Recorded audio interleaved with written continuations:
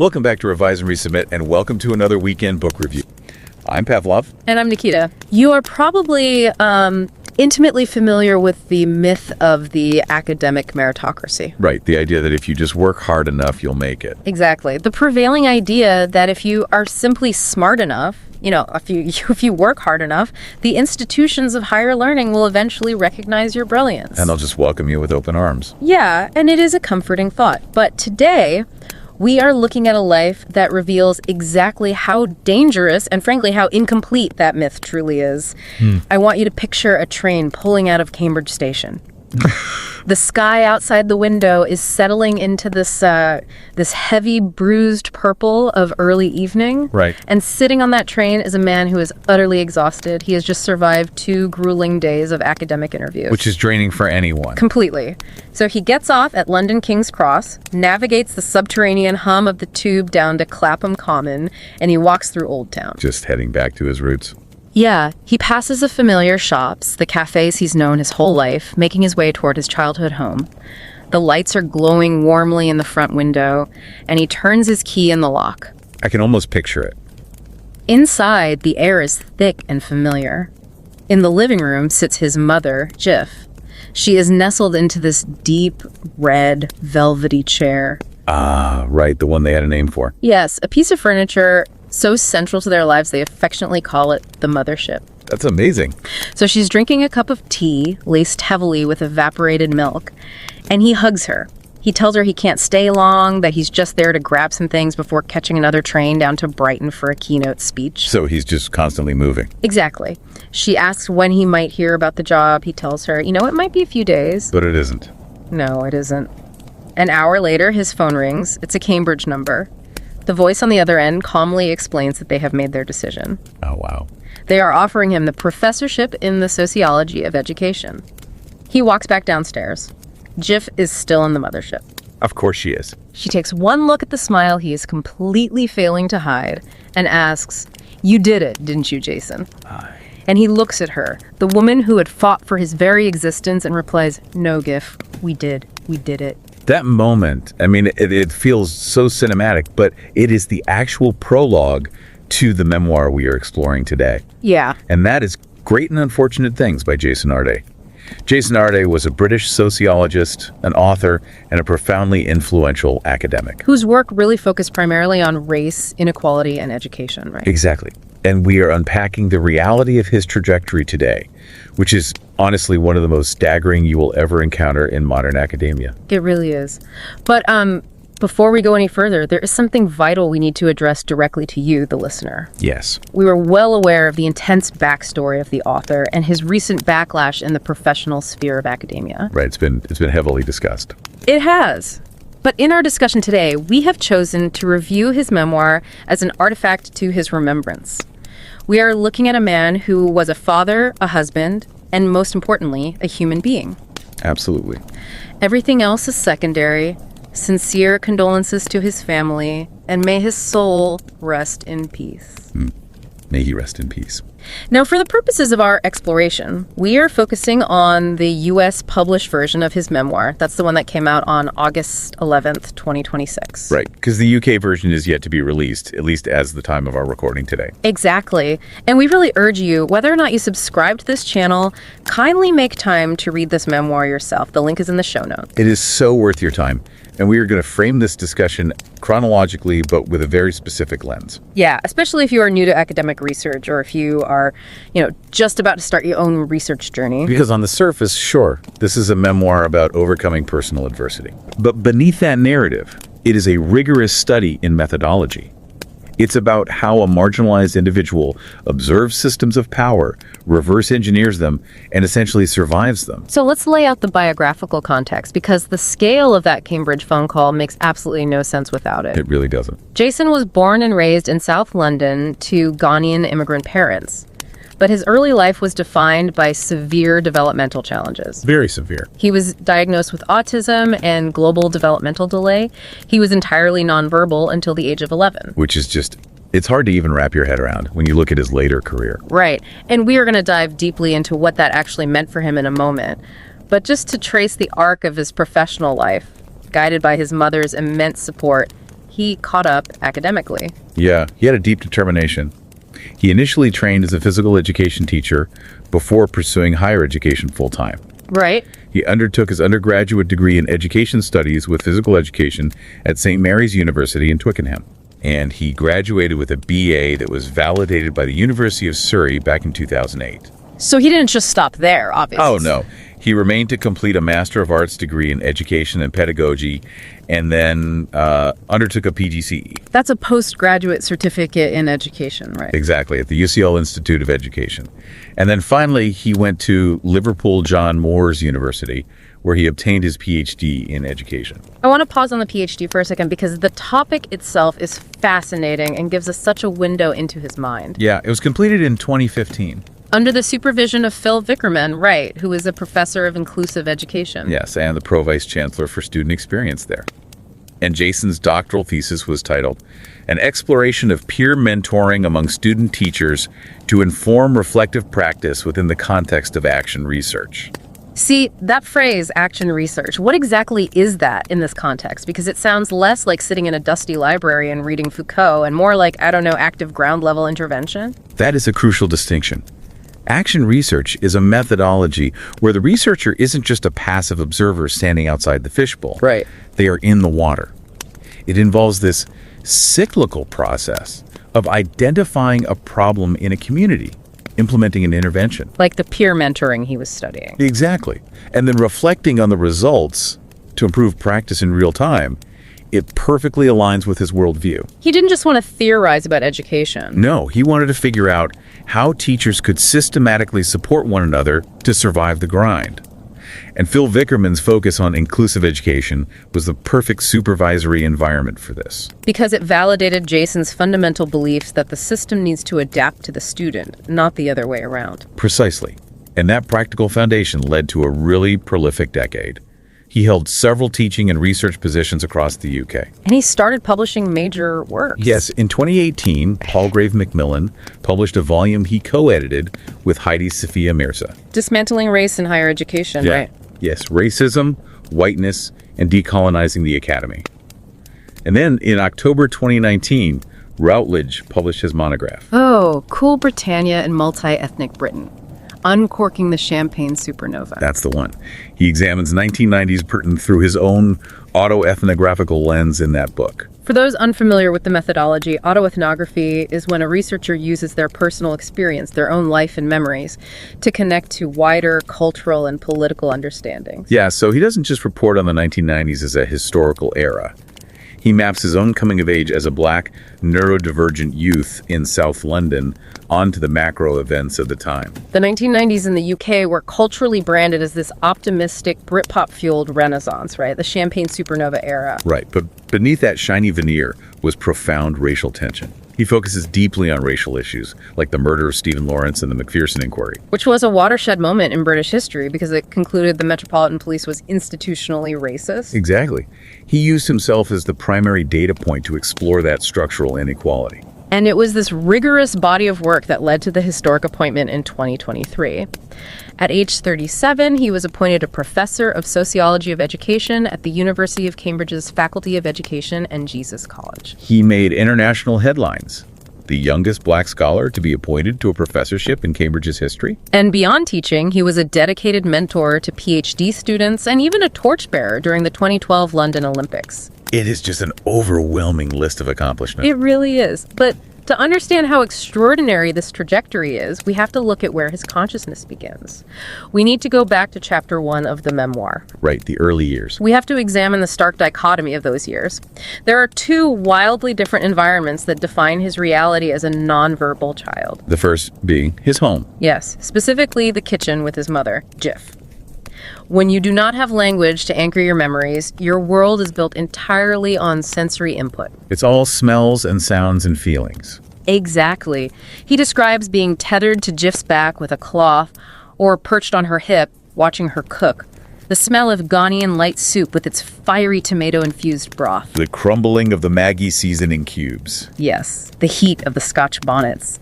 When she baked, she would take the bread out of the oven and tap the bottom of the loaves to feel the density and hear the hollowness. That's such a vivid detail. And if they were broke and only had cereal for dinner, she'd pour evaporated milk and sugar over it to make it taste like pudding. The air in that house was thick. It was a protective blanket. Now contrast that with a complete antithesis of that warmth. Room 3 at the local health center. Oh, room 3. Where the air is thin and the floor tiles give off that harsh, unpleasant whiff of industrial bleach. Room 3 is where Jason spent hours and hours, 3 days a week for nearly 10 years, sitting on beanbags across from a speech therapist. This is where the medical establishment rendered its verdict. Right. When he was 3, he was diagnosed with autism and global developmental delay. Now, global developmental delay, that's a term used when a child takes longer to reach certain milestones than other children their age, right? Yeah, it could affect motor skills, speech, cognitive skills, and social and emotional development. But the way the doctors handled it, I mean, they literally looked at Giff and told her there's no one in there. It's heartbreaking. Yeah. They called him deficient. They insisted he would never talk, read, or write. They equated his existence to that of a vegetable, insisting he'd never have meaningful relationships, never go to school with neurotypical children. And that she should just look into institutionalizing him for lifelong care. I'm honestly struggling to understand how a medical professional in the 1980s or 90s looks at a 3-year-old toddler who simply isn't speaking yet and confidently declares there's no one in there. Right. Was that just the standard diagnostic protocol back then, or was it colored by the fact that he was a young black boy from South London? It was likely a toxic combination of both. The medical establishment at that time relied heavily on a deficit model. Meaning they only looked for what was missing. Exactly. They measured intelligence and potential almost exclusively through standardized observational tests. Yeah. If you did not respond to the specific stimuli they provided in the specific way they expected, you were cataloged by your absences. Wow. You were defined by what you could not do. And furthermore, sociologically speaking, intersectionality plays a massive role here. Of course. A young black child from an immigrant family with developmental delays was structurally the most vulnerable patient in that room.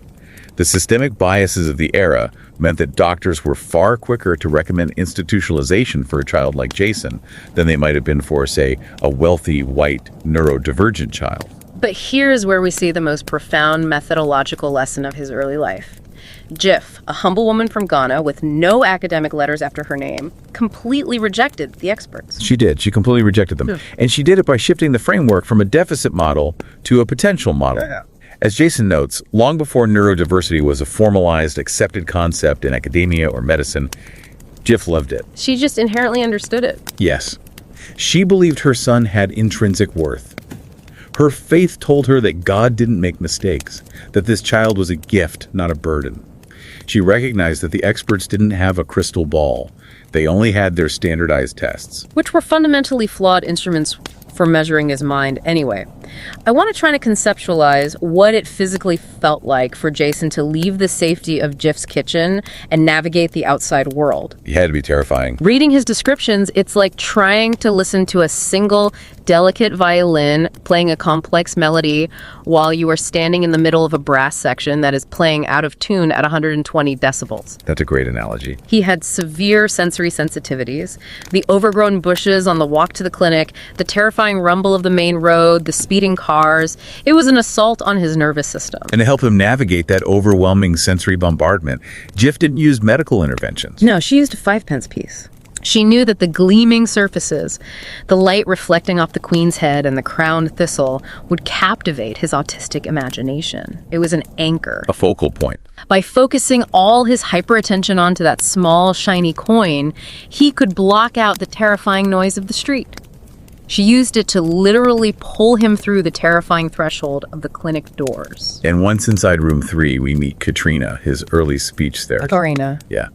Katrina represents the well-meaning but ultimately frustrated systemic approach to neurodivergence. She repeats the same exercises, points at the same pictures, trying to force a conventional path through what she called his cognitive blockage. But why didn't Katrina's methods work? I mean, if she is trained in speech therapy, what is the disconnect between her flashcards and his brain? The disconnect is that Katrina assumed that because Jason was silent, He was empty. She was treating a void. But his internal world was infinitely more stimulating than her exercises. He wasn't failing to process information. He was processing it in a completely different language. He actually explains this beautifully in the book. He says he could blink his eyes and send bright orange, blue, and green smoke clouds swirling around the sterile white walls of room 3. He was watching the fireworks of his own imagination. Exactly, but Katrina just saw a vacant, staring expression. She saw non-compliance. And this fundamental misunderstanding eventually leads to a breaking point. It's a really hard moment to read. Yes. Katrina, exhausted, her youthful optimism worn down by months of perceived failure, finally snaps. She grabs his narrow shoulders and physically shakes him. And at first, Jason thinks it's a game, right? He does, and he laughs, which only enrages her more. Her grip tightens, her finger pads dig into his skin, her glasses dislodge from the sheer force of her frustration. It is deeply disturbing, and Jason analyzes it not just as a personal trauma, but as an indictment of power dynamics. Absolutely. Because when a nonverbal child is alone with an adult who isn't family, they are incredibly vulnerable. They are fair game because they have no way to report abuse. Katrina assumed her actions were safe, shielded by his silence. But she didn't realize that his silence wasn't an absence of memory or understanding. The words, as he notes, would eventually break through, just on a different timescale. Amidst all this medical pessimism, there are two distinct prophecies in the book that serve as the narrative spine for his life. Yes, two individuals who looked at him and saw something entirely different from what the system saw. The first was the South Asian midwife who delivered Jason. Right. It was a difficult birth. Tears for Fears was playing on the radio, and this midwife studied his unusually long fingers. She looked Giff in the eye and said, "Where I come from, babies with long fingers are special. This boy is destined for great things.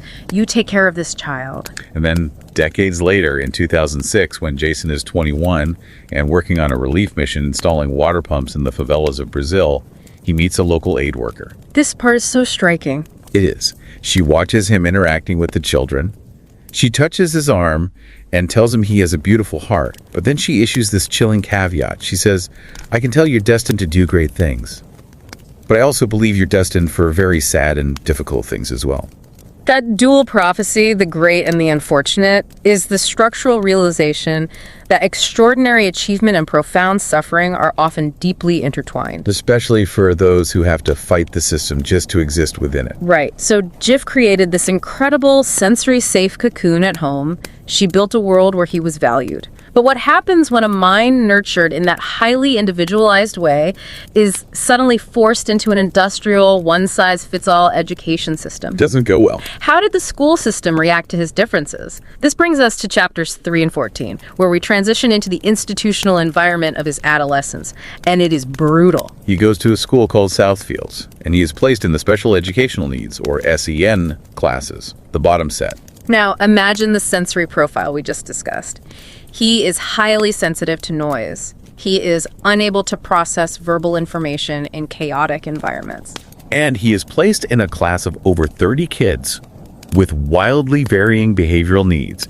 Kids who are talking over the teacher, throwing things, screaming. He describes it as somewhere between a nursery and a madhouse. The sociological mechanism at play here is institutional containment. Containment, wow. The school had just lost its special needs department to budget cuts. The teachers weren't trained or resourced to handle this complex mix of students, so instead of an environment tailored to help marginalized students learn at their own pace, it becomes a holding pen. And the curriculum they force on these kids is baffling. He cannot read at all, yet he is sitting in an English class where the teacher, Miss Rowan, is having them study classics like Animal Farm and Of Mice and Men. Right. He sits there looking at the text and he says the letters might as well have been written in Greek. Why are they teaching Animal Farm to a room full of teenagers who haven't even been taught basic phonics? Is it just bureaucratic inertia? It is the inflexibility of the national curriculum colliding with systemic neglect. The system demands that a certain curriculum be delivered to students of a certain age, regardless of their reading level. Because differentiating that curriculum takes work. It takes time, resources, and specialized training, all of which had been stripped away by budget cuts. So the teacher goes through the motions of delivering the required text to a room full of students who cannot possibly access it. It's the institutional erasure of marginalized youth. The system demands assimilation, and when a student like Jason cannot assimilate, It punishes him with apathy. He sits there day after day, desperately waiting for the loud picks over the intercom that signal the lesson is finally over. He is just enduring the cacophony. Which perfectly sets the stage for one of the most enraging, pivotal scenes in the entire memoir. The 2003 trip to Connections. Yes. Jason has just turned 18. It's a miserable, rainy August day. Giff, who stubbornly refuses to buy a decent umbrella, is battling the wind with a mangled mess of black polyester and crooked metal spokes. A great visual. She is taking him to the Career Advice Center, and she gives him a very serious talk on the bus, telling him he's an adult now, and she won't always be able to protect him from people's unreasonable expectations. For context, Connections was a UK government-run advice service for young people. Okay. In theory, it was designed to help teenagers transition into the workforce or further education. But in practice, particularly in underserved areas, these centers were highly target-driven environments that engaged in a kind of educational triage. Inside Connections, they wait with other last-chance hopefuls, as Jason calls them, society's offcuts. They sit down across from a career advisor, Kathy with a K. That's what her badge says. And Jason, with his intensely observant autistic mind, immediately zeroes in on her asymmetry. Yes, she is only wearing one hoop earring. Her lipstick is drawn outside her lips. Her teeth are yellowing. Kathy looks at Jason's file. Think about what a career advisor in that system actually looks at. She is looking at deficits. She sees a young black man from South London, SEN classes, bottom set, virtually no qualifications. And she completely dismisses him. She tells him he will amount to nothing. She doesn't ask about his interests or his resilience. Not at all. She looks at the institutional data points, and the data points say he's a lost cause. Kathy looked at a piece of paper and saw a life not worth investing in.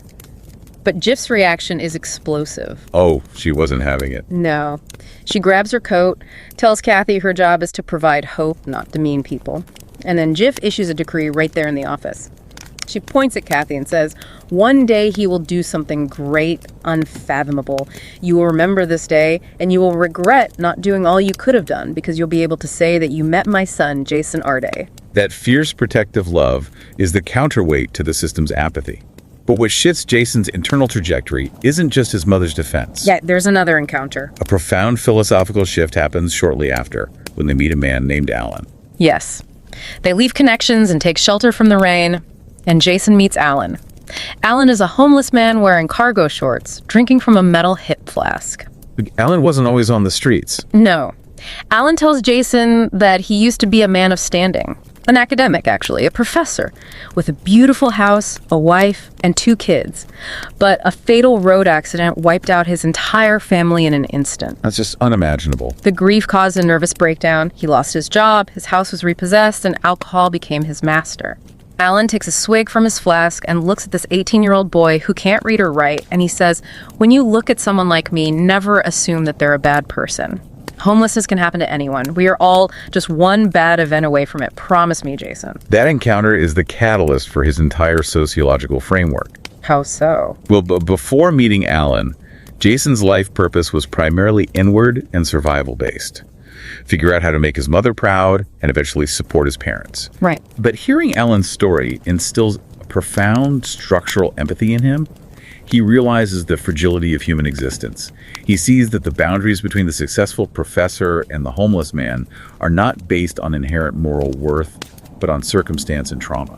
The empathy he feels in that moment is staggering. He turns to his mother and says, "What I saw today, it's not fair and it's not right. I'm going to raise money to help people." And let's remember, he is an illiterate 18-year-old working for minimum wage at Sports World. It's an impossible vow, but he meant it. His purpose expanded outward. And that transition from an inward focus to an outward mission is what fuels the next phase of his life. Which bugs the question, how do you go from being an illiterate 18-year-old to earning a PhD and navigating the highest echelons of academia? This brings us to chapters 19 and 26. The reality of the academic grind. The grind is real. First, we have to talk about Sandro. Sandro is Jason's college mentor, a resilient academic who becomes his bedrock. But Sandro does not coddle him. Not at all. There's a scene where Jason shows up an hour and a half late for a meeting, and Sandro rips into him. He says, "I know you've had a hard life, but you have an excuse for everything. Until you take responsibility for your own actions, you will never amount to anything. People are investing so much into you because we want you to win, but you have to meet us halfway." Sandra's tough love is vital because the academic world Jason is trying to enter is incredibly unforgiving. Yeah. Sandra knows that Jason is carrying invisible burdens, but the institution will not care about those burdens. And those burdens are severe. Following a brutal beating at a bus stop, Jason develops epilepsy. He starts having petit mal seizures. Mechanistically, a petit mal seizure, also known as an absence seizure, is a brief, sudden lapse of consciousness. Right. The brain's electrical activity goes briefly out of sync. For Jason, his brain just freezes, his eyelids flutter, and he loses time. He could be in the middle of a lecture or conversation, and he simply blanks out for several seconds. And on top of the physical trauma and the cognitive hurdles of his neurodivergence, there is the sheer demographic impossibility of what he is attempting. The representation was dismal. Let's look at the systemic gatekeeping. In 2011, when Jason is coming up through the ranks, there were approximately 14,000 professors in the UK. Take a guess how many of them are black. It's shocking. 50. 0 out of 14,000. From the day he started his undergraduate degree until he was 30 years old, he was not taught by a single person of color. Wow. He had zero representation. There were no role models who understood the specific intersection of racial and neurodivergent hurdles he was facing. And the gatekeepers made sure he knew his place. There was a crushing encounter with a lecturer, Dr. Alison Langstaff. She had just finished her PhD and pompously announced to the lecture hall that she must now be referred to as Dr. Langstaff. Right. Jason, genuinely curious and completely oblivious to the academic hierarchy, goes up to her after class and asks, "How do you do a PhD?" Just a simple question. Yes. And she looks at him, this black, neurodivergent kid who is visibly struggling with the coursework, and says, "You are just about passing this degree, young man. A PhD is something you will never need to worry about. Focus on scraping through your undergraduate years, Jason." This interaction with Dr. Langstaff perfectly illustrates the invisible walls of academia. She wasn't just insulting his intelligence. She was actively trying to preserve the exclusivity of her newly acquired doctor title. Yeah. In sociology, we talk about cultural capital. Dr. Langstaff was hoarding the map. She recognized that Jason did not possess the traditional cultural capital of the academy, and she used her authority to try and permanently bar him from acquiring it. It's like trying to learn a complex language where you've never actually heard a native speaker, and the only person who has a dictionary intentionally rips out the pages before handing it to you. That's exactly it. Yeah. When Jason eventually makes it to Liverpool to start his PhD, he realizes he has no idea how the ecosystem works. How do you get grants? How do you publish in peer-reviewed journals? What is the hidden curriculum? And his colleagues offer vague, unhelpful answers like, "Oh, it's different for everyone." So Jason adapts. At Sandra's suggestion, he starts a notebook called The Roadmap. He essentially becomes a sociologist of his own profession. He realizes that neurotypical privileged academics didn't have to ask for permission to apply for grants. They assumed access because the system was built for If it. they just knew the rules. As a marginalized scholar, he couldn't wait for a mentor to tap him on the shoulder. He had to map out the exact language used in successful grant proposals. He observed corridor conversations, listening to the chatter in staff rooms about which grants to pursue and what not to say in academic interviews. He mimicked that sociological dialect until he was fluent in it. He reverse engineered the unwritten rules of academic progression.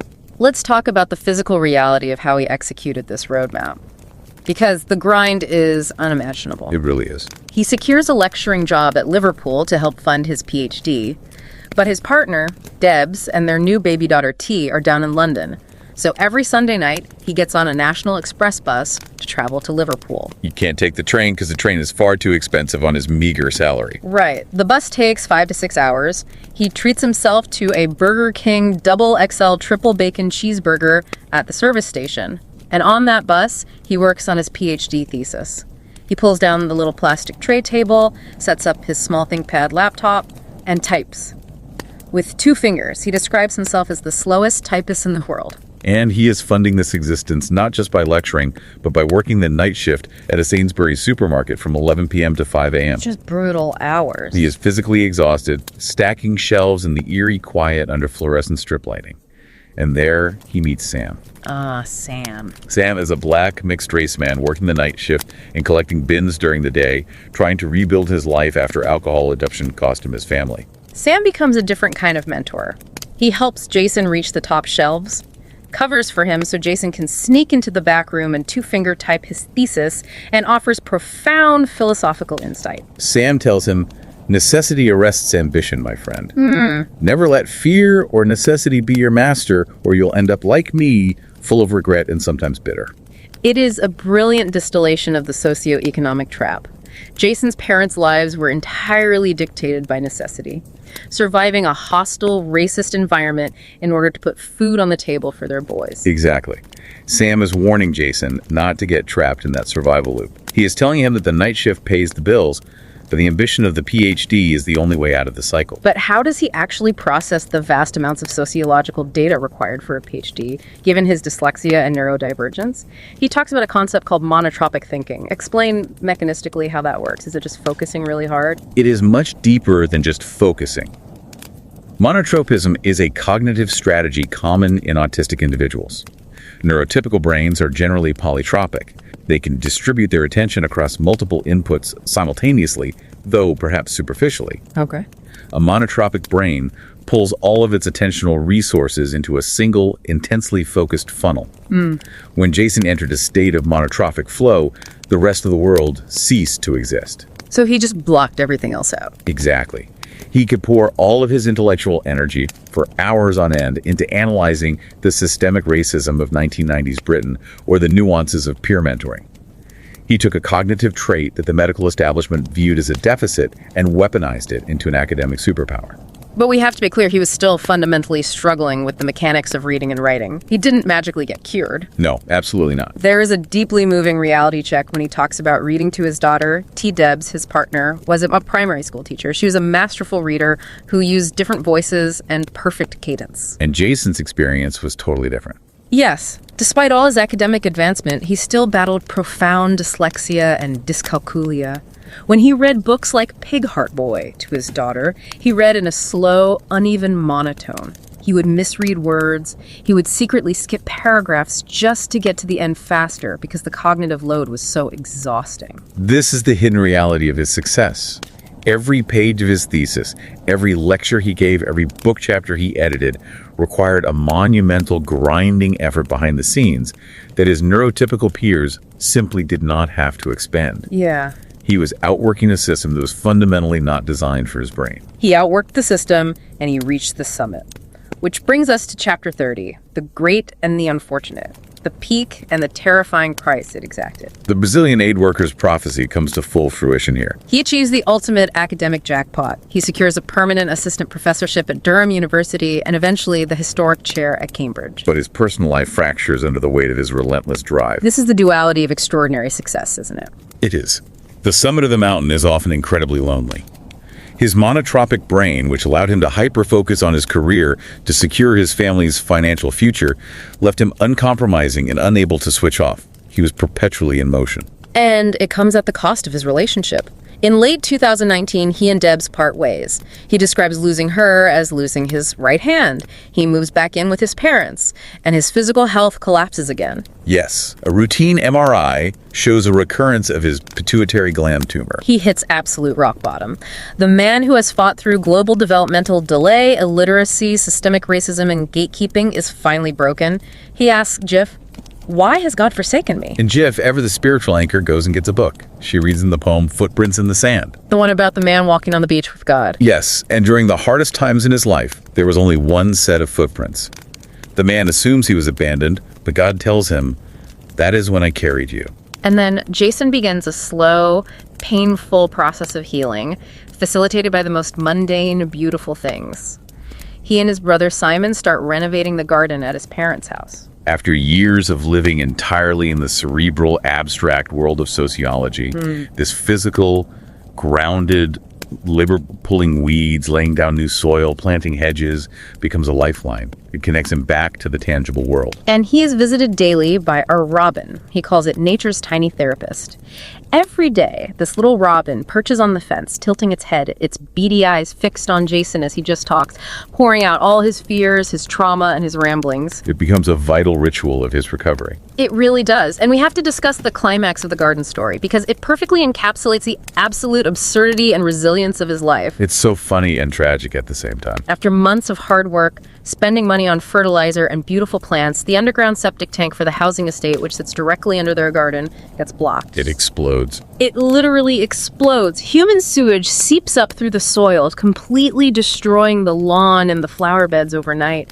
The stench is unbearable. All their painstaking work is ruined. A total disaster. Simon comes over. They look at this literal lake of excrement. The breeze blows the smell directly into their faces, and they look at each other and burst out laughing. They laugh until they're crying. It is the first time they've laughed in months. It's a pure, cathartic release.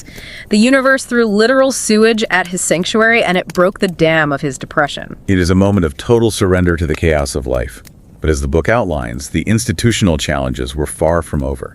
Because when he secures the Cambridge appointment, a triumph that proves every doubter wrong, that validates Giff's unwavering faith, he steps into a storm. Right. Let me play devil's advocate here. From the outside, the Cambridge appointment looks like the ultimate victory over systemic racism. The headlines celebrated the youngest black professor at Cambridge. It was framed as proof of institutional progress. Arday's analysis points out the flaw in that narrative. Behind the smiling photos and the press releases, the Brazilian aid workers' prophecy held true. The great and the unfortunate. Exactly.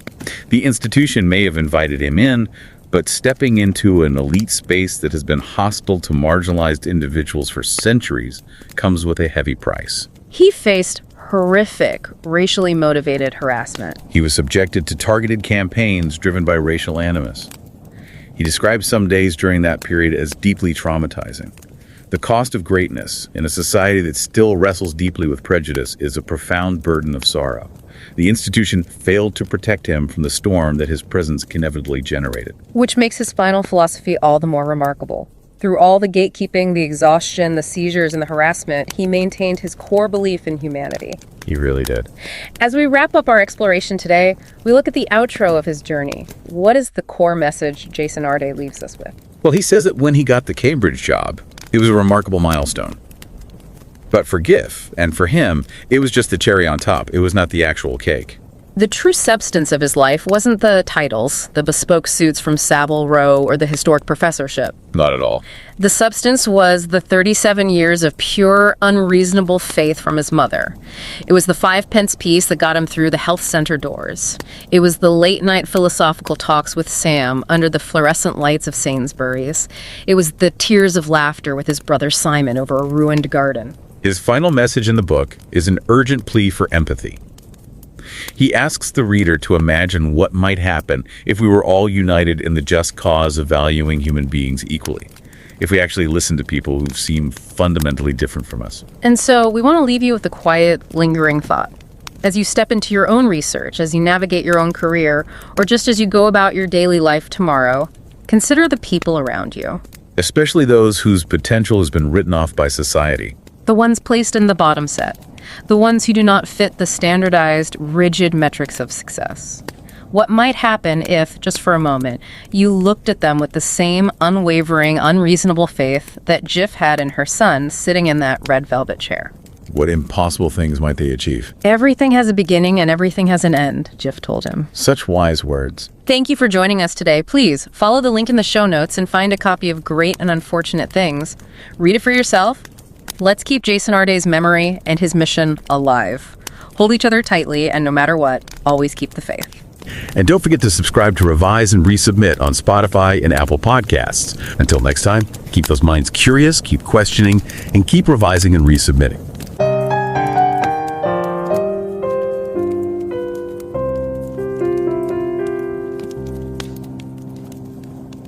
Revise and রিসাবমিটে স্বাগত। আপনারা শুনছেন আমাদের weekend বুক review পর্ব। আমি নিকিতা আর আমি Pavlov. 2006 সালের একটা ঘটনা দিয়ে শুরু করতে চাই। জায়গাটা রিও ডি জেনেইরো। ব্রাজিলে। হ্যাঁ, সেখানকার একটা ফাভেলা বা বস্তিতে 21 বছর বয়সী এক তরুণ গেছেন। উদ্দেশ্য হলো স্বেচ্ছাসেবক হিসেবে স্থানীয় দরিদ্র মানুষদের জন্য পানির পাম্প বসানো। আচ্ছা। তো ছেলেটি পর্তুগিজ ভাষা জানতেন না, তাই একজন স্থানীয় নারী ত্রাণকর্মী তাকে দোভাষী হিসেবে সাহায্য করছিলেন। কাজ করার এক ফাঁকে হঠাৎ করেই সেই নারী তরুণের দিকে গভীরভাবে তাকালেন। কিছু বলেছিলেন উনি? হ্যাঁ, খুব শান্ত কিন্তু দৃঢ়স্বরে তিনি বলেছিলেন, তোমার হৃদয়টা খুব সুন্দর, আমি বুঝতে পারছি তুমি জীবনে অনেক বড় কিছু করবে, কিন্তু একই সাথে আমি এও দেখতে পাচ্ছি যে তোমাকে চরম বিষাদ এবং কঠিন পরিস্থিতির মধ্যে দিয়েও যেতে হবে। বাপ রে, সদ্য পরিচিত একজন মানুষের কাছ থেকে এরকম একটা কথা শোনা মানে যে কোনো মানুষের জন্য চমকে ওঠার মতো ব্যাপার। একদম তাই। সেই তরুণও বেশ অবাক হয়েছিলেন, কিন্তু তিনি তখনও জানতেন না যে রিওর সেই ফাবেলায় শোনা ওই কথাগুলো আসলে তার পুরো জীবনের, তার অস্তিত্বের এক নিখুঁত প্রতিচ্ছবি হতে যাচ্ছে। ঠিক, আর আজ আমরা সেই তরুণের জীবন নিয়েই একটা নিবিড় আলোচনায় বসতে যাচ্ছি। তিনি প্রখ্যাত ব্রিটিশ সমাজবিজ্ঞানী, লেখক এবং শিক্ষাবিদ জেসন আর্ডে। হ্যাঁ, আর আজকের এই সম্পূর্ণ আলোচনাটা আবর্তিত হবে তার লেখা আত্মজীবনীমূলক বই গ্রেট অ্যান্ড আনফর্চুনেট থিংসের উপর ভিত্তি করে। জেসন আর্ডের মূল কাজ ছিল মূলত বর্ণবাদ, বৈষম্য এবং শিক্ষার প্রসার নিয়ে। দক্ষিণ লন্ডনে ঘানার এক অভিবাসী পরিবারে তার জন্ম। কিন্তু তার জীবনের শুরুটা আর 10টা সাধারণ শিশুর মতো একদমই ছিল না। একটু ভেবে দেখুন, যে শিশুটি মারাত্মক গ্লোবাল ডেভেলপমেন্টাল ডিলে এবং অটিজমে ভুগত, যাকে সমাজ এক প্রকার বাতিল করে দিয়েছিল। হ্যাঁ, মানে সেই শিশুটি কিনা পরবর্তী জীবনে এত বড় একজন স্কলার হলেন। মায়ের অসামান্য সমর্থন আর নিজের অদম্য ইচ্ছাশক্তিতে তিনি সেই অন্ধকার পথ পাড়ি দিয়েছেন। প্রথমে তো ফিজিক্যাল এডুকেশন বা পিই শিক্ষক হিসেবে প্রশিক্ষণ নেন। ঠিক, আর এরপর পুরোপুরিভাবে উচ্চশিক্ষার জগতে প্রবেশ করেন। তার এই উত্তরণের গল্পটা আসলে যে কোনো রূপকথাকেও হার মানায়। প্রাতিষ্ঠানিক শিক্ষার প্রতিটি ধাপে তার যে সংগ্রাম আর সাফল্য, সেটা অবিশ্বাস্য। একাডেমিক জার্নিটা যদি একটু দেখি, 2008 সালে টুইকেনহ্যামের সেন্ট মেরিজ ইউনিভার্সিটি থেকে তিনি বিএ ডিগ্রি অর্জন করেন। হ্যাঁ, education studies with physical education বিষয়ে। ডিগ্রিটা ইউনিভার্সিটি অফ সারে কর্তৃক অনুমোদিত ছিল। এরপর তিনি এডুকেশন অ্যান্ড পেডাগোজিতে এমএ সম্পন্ন করেন। তারপর তো স্বনামধন্য ইউসিএল থেকে পিজিজিই শেষ করেন, তাই না? একদম। এরপর 2015 সালে লিভারপুল জন মোরস ইউনিভার্সিটি থেকে তিনি পিএইচডি ডিগ্রি অর্জন করেন। ওনার গবেষণার বিষয়বস্তুটাও কিন্তু ওনার জীবনের সাথে গভীরভাবে যুক্ত ছিল। টপিকটা কি ছিল? An exploration of peer mentoring among student teachers to inform reflective practice within the context of action research. এই গবেষণায় তাকে দিক নির্দেশনা দিয়েছিলেন প্রফেসর ফিল ভিকারম্যান। ও, প্রফেসর ভিকারম্যান তো ইনক্লুসিভ এডুকেশন বা অন্তর্ভুক্তিমূলক শিক্ষার একজন বড় দিকপাল ছিলেন। ঠিক বলেছেন। আর তার মেধার বিস্তার তো কেবল পিএইচডিতেই থেমে থাকেননি। 2018 সালে হেডি সাফিয়া মির্জার সাথে যৌথ সম্পাদনায় তিনি প্রকাশ করেন ডিসম্যান্টলিং রেস ইন হায়ার এডুকেশন। হ্যাঁ, আর ঠিক পরের বছর মানে 2019-এ প্রকাশিত হয় তার monograph cool Britannia and multi ethnic Britain. সাবটাইটেলটা ছিল uncorking the champagne supernova. Right. এই বইগুলোতে তিনি 90-এর দশকের ব্রিটেনের সমাজ ব্যবস্থা, স্টিভেন লরেন্স হত্যাকাণ্ড এবং প্রাতিষ্ঠানিক বর্ণবাদের মতো বিষয়গুলোকে খুব সাহসিকতার সাথে তুলে আনেন। এমনকি 2012 সালের লন্ডন অলিম্পিকে টর্চ বিয়ারার হওয়ার সম্মানও কিন্তু তিনি অর্জন করেছিলেন। আর সবচেয়ে বড় ইতিহাসটি তিনি গড়েন 2023 সালে। মাত্র 37 বছর বয়সে কেমব্রিজ ইউনিভার্সিটিতে professor of sociology of education নিযুক্ত হন তিনি। কেমব্রিজের সুদীর্ঘ ইতিহাসে তিনি ছিলেন কনিষ্ঠতম কৃষ্ণাঙ্গ প্রফেসর। একদম। তবে বইটার ভেতরের গল্পে প্রবেশের আগে একটা অত্যন্ত সংবেদনশীল প্রেক্ষাপট একটু স্মরণ করা প্রয়োজন। হ্যাঁ, আসলে আমরা জানি যে জেসন আরওয়ার্ডের জীবনের সংগ্রাম ছিল অত্যন্ত গভীর। একাডেমিয়ার মতো একটা অভিজাত জায়গায় পৌঁছানোর পর সম্প্রতি তিনি যে অপ্রত্যাশিত বিদ্বেষ এবং ব্যাকলাশের শিকার হয়েছিলেন সে সম্পর্কেও আমরা অবগত। তবে আজকের এই সময়টুকু কেবলই তার স্মৃতির প্রতি একটা বিনীত শ্রদ্ধার্ঘ্য। তিনি ছিলেন একজন স্নেহময় বাবা, একজন জীবনসঙ্গী এবং সর্বোপরি একজন অসাধারণ হৃদয়বান মানুষ।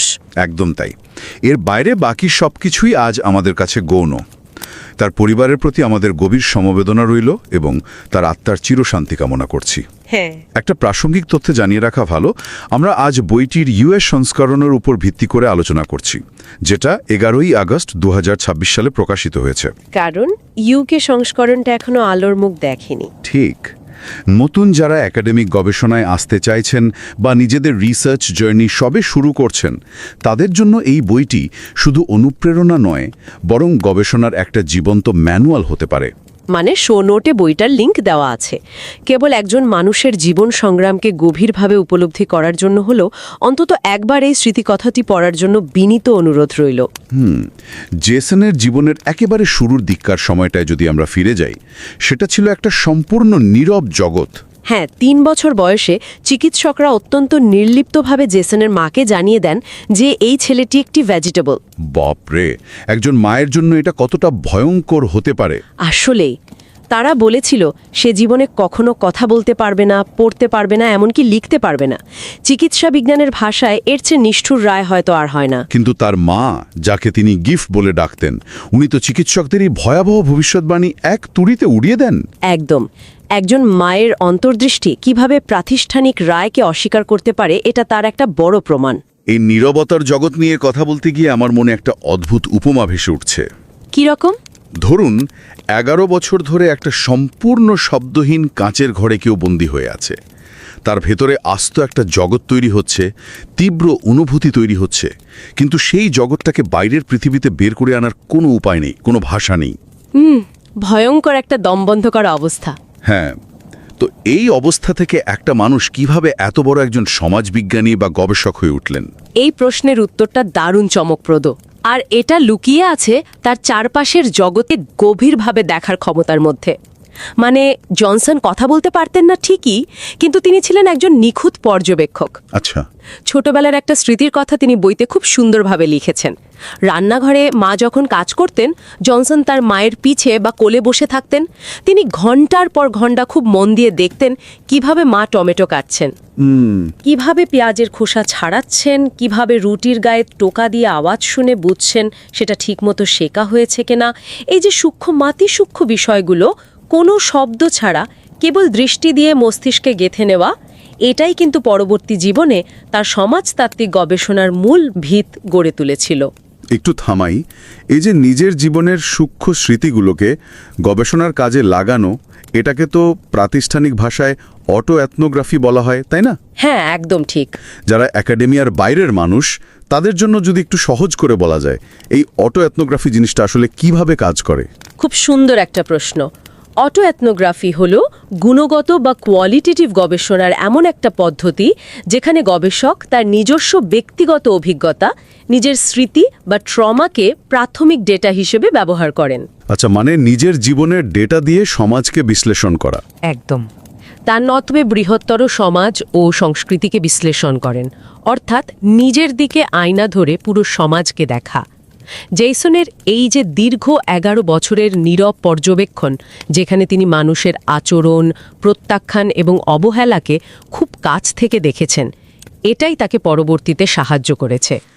সমাজের বর্ণবাদ বা বৈষম্য নিয়ে লেখার ক্ষেত্রে সবচেয়ে বড় রসদ জুগিয়েছে এটাই। ঠিক তাই।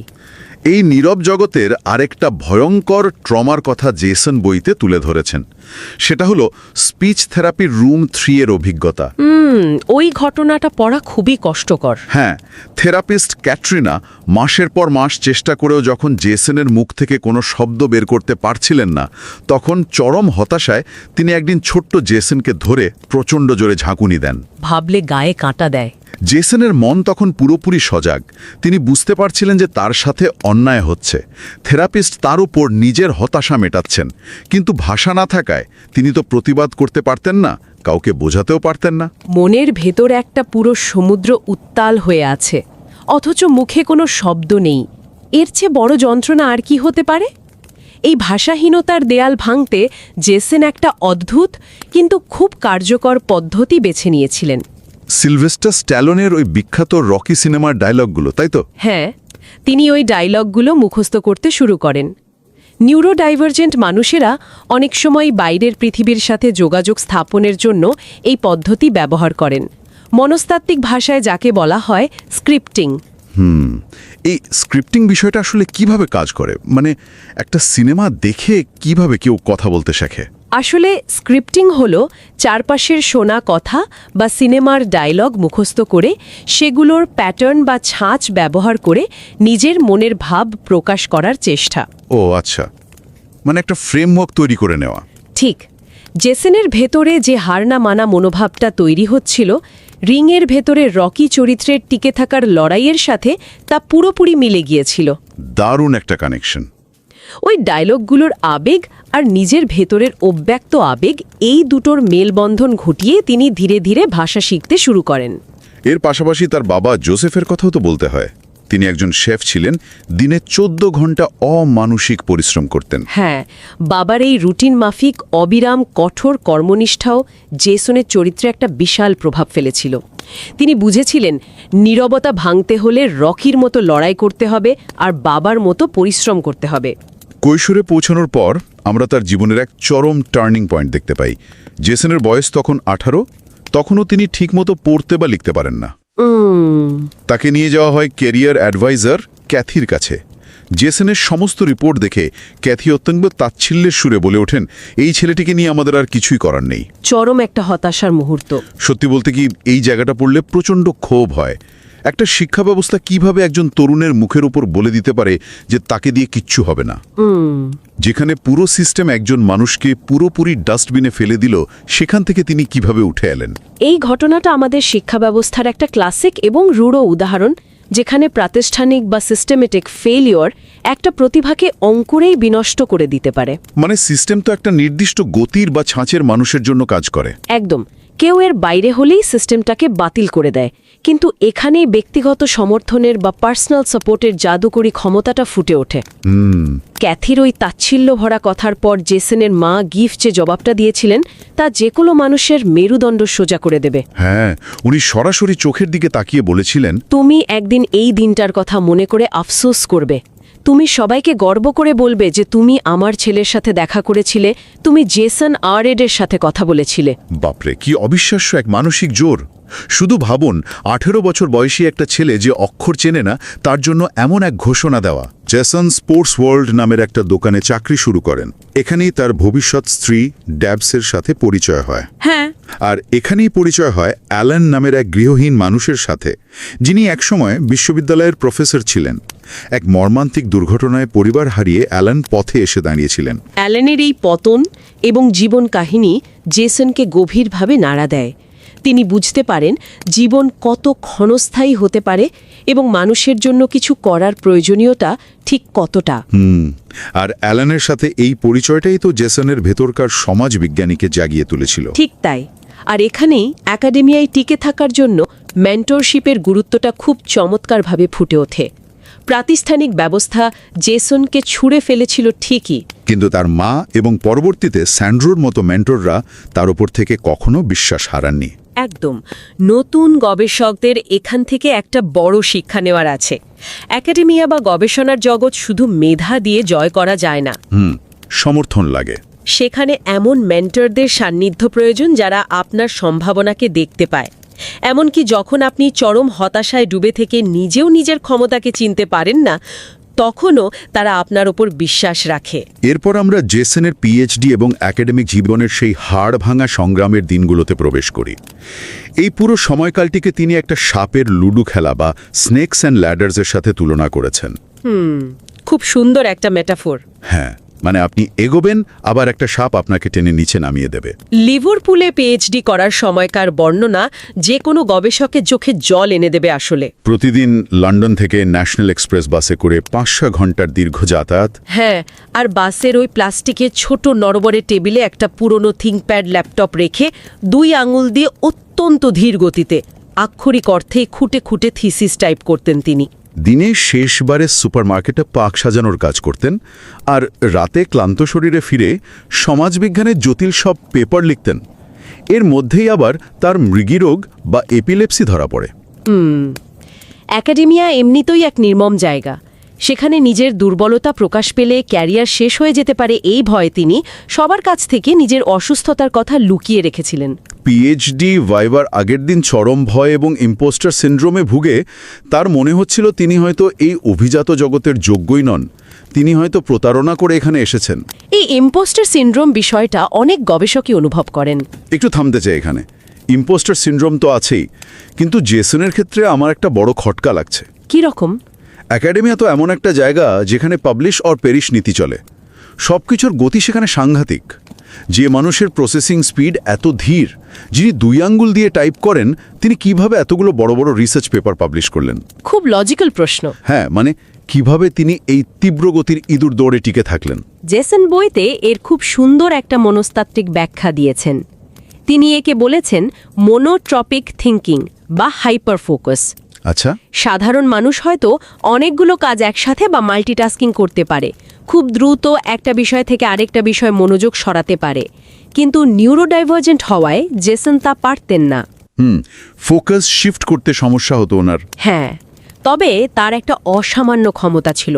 তিনি ঘন্টার পর ঘন্টা কোনো ধরনের বিরতি ছাড়া একটা নির্দিষ্ট বিষয়ের ওপর গভীরভাবে এবং অবিচ্ছিন্নভাবে ফোকাস করতে পারতেন। মানে একটা বিষয় পুরোপুরি ডুবে যাওয়া। একদম। নতুন গবেষকদের জন্য এটা একটা বিশাল বার্তা। গবেষণায় শুধু দ্রুতগতি শেষ কথা নয়, আপনার মনোযোগ কতটা গভীর এবং আপনি একটা বিষয়ের পেছনে কতটা লেগে থাকতে পারেন সেটাই আসল। অর্থাৎ একাডেমিয়া স্পিড বা গতির প্রশংসা করলেও চূড়ান্ত পর্যায়ে প্রসেস বা গভীরতা অনেক বেশি মূল্যবান। ঠিক তাই। তিনি হয়তো দৌড়াতে পারতেন না, কিন্তু তিনি টানা অবিরাম হাঁটতে পারতেন। ঠিক যেন সেই কচ্ছপ আর খরগোশের গল্প, কিন্তু একদম বাস্তব জীবনে। আর এই নিরন্তর হাঁটার ফলই আমরা দেখতে পাই 2022 সালে গ্লাসগো ইউনিভার্সিটিতে পড়ানোর পর অবশেষে ডাক আসে স্বপ্নের চূড়া থেকে, কেমব্রিজ ইউনিভার্সিটি। কেমব্রিজের সেই ইন্টারভিউয়ের অভিজ্ঞতা জেসন বইতে দারুণভাবে বর্ণনা করেছেন। 7 সদস্যের একটা বিশাল প্যানেল, চারদিকে পুরনো আমলের তৈলচিত্র, একটা থমথমে পরিবেশ। জেসন এই পুরো ইন্টারভিউটিকে একটা টেনিস ম্যাচের সাথে তুলনা করেছেন। হ্যাঁ, কিন্তু একটা একাডেমিক ইন্টারভিউ কিভাবে টেনিস ম্যাচের মতো হতে পারে? এই রূপকটি জেসন অসাধারণ দক্ষতায় ব্যবহার করেছেন। একটু গভীরভাবে ভাবুন, একাডেমিক ইন্টারভিউতে প্যানেল যখন আপনার দিকে কোনো কঠিন থিওরিটিক্যাল প্রশ্ন বা সমালোচনার সার্ভিস করে, তখন আপনাকে নিজের গবেষণার ডেটা আর অভিজ্ঞতা দিয়ে সেই শট রিটার্ন করতে হয়। আচ্ছা, মানে সার্ভ আর রিটার্ন। ঠিক। জেসন বলছেন, আমি বেস লাইনে শান্ত হয়ে দাঁড়িয়েছিলাম, কখনো শক্তিশালী ফোরহ্যান্ড শট খেলছিলাম, আবার কখনো নেটের কাছে এসে ভলি করছিলাম।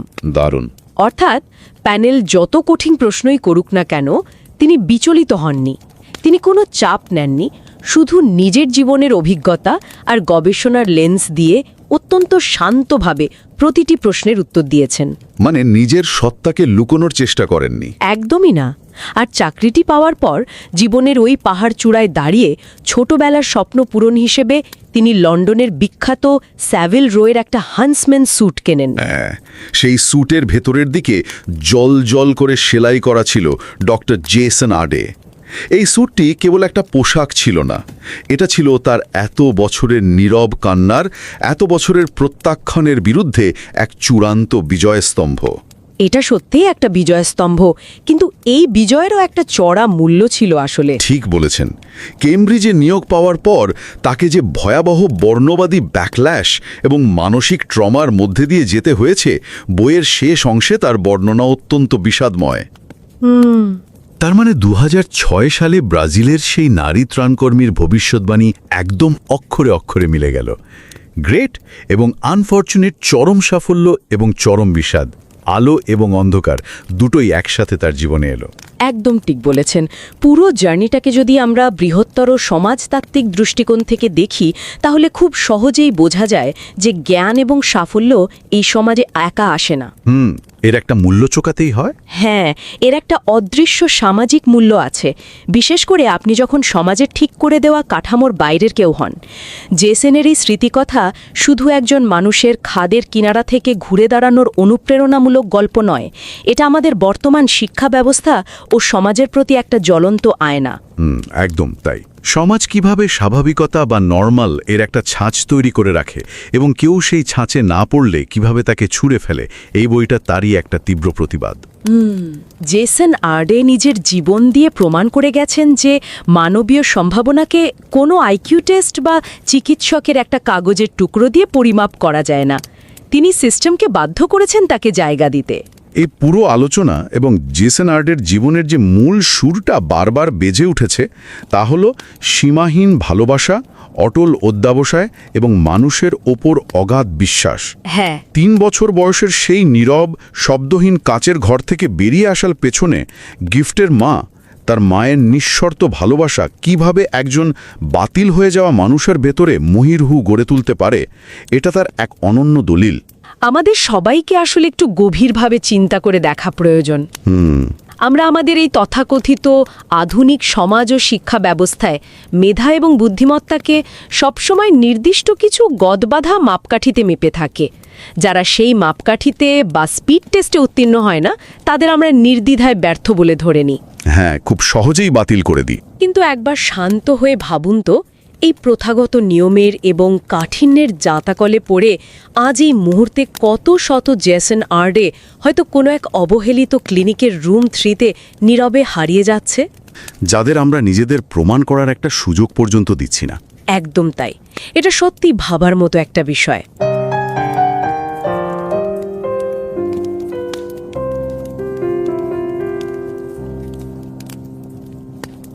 नमस्कार।